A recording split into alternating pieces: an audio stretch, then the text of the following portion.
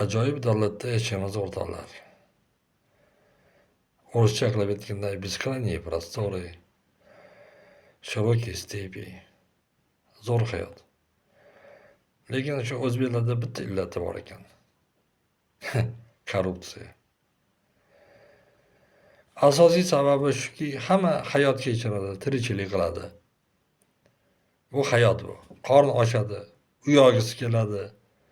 Mashina boshqa, bola chaqasi ko'p, joylashtirish kerak.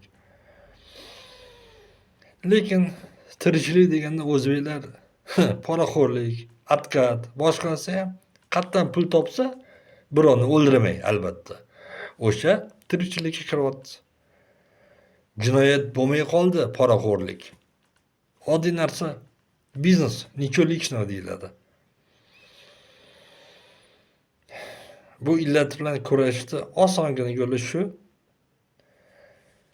Davlat tasarrufidan chiqarilsa, pul beradigan joylar, obyektlar, butun xalq xo'jaligini nomenklaturasi bo'yicha oson. Nima qiladi? Qatdandir pul qidirib, pul izlab, o'zini ishdan kelayotgan daromadi yetarli, oilasini boqishga, uy-buy qurishga,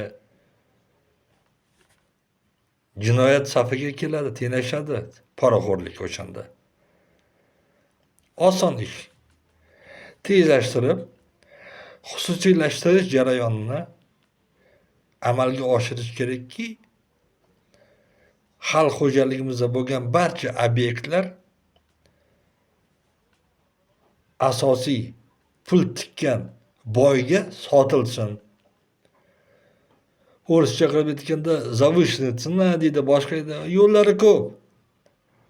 Yutqazmaslik uchun yo'lni qo'yish kerak, to'g'ri qilish kerak.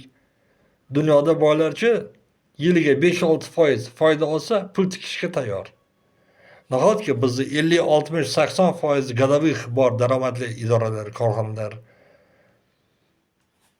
SP boshqa narsa qilish kerak emas. Aksiya berish kerak ularga. Aksiya chiqarish kerak. Sotish kerak. IPO deydi, boshqa deydi. Lekin asosiy ma'no shu.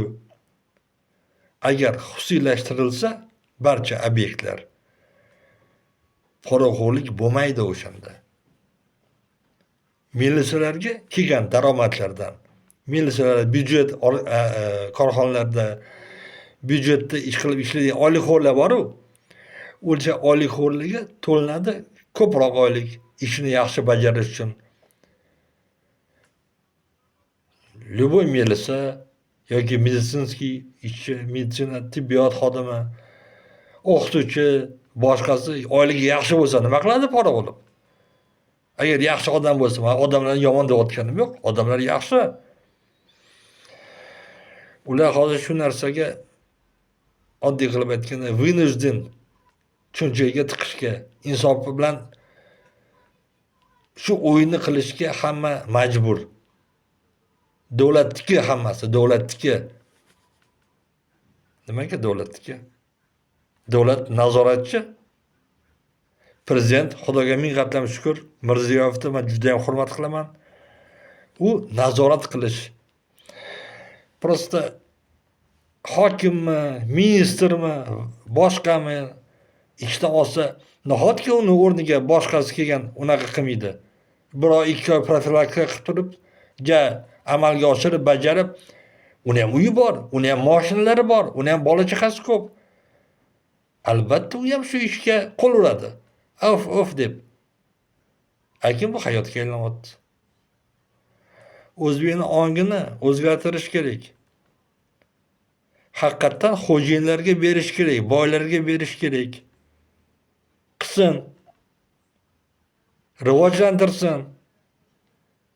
Xususiy maktablar, xususiy poliklinikalar, частный охранный kompaniyalar, boshqa ishlar juda ham ko'p. Begod metal zavod, Navoiy, Olmaliq fermerlarga aksiya qildirishga ruxsat berish kerak. O'zini yig'imiga, terimiga ular pul tikadigan odam topsin. Sutxo'rlar emas, sherikni. O'zbekistonda sherikchilik понятиясini chuqur odamga yetkazish kerak. O'zbeklar sherik bo'la olmayapti bir-biriga. Yo cho'nchagingga yoki xotiningga sherik bo'ladi do'sting. Shuni bil. Shunaqa bo'lib qoldi hozir.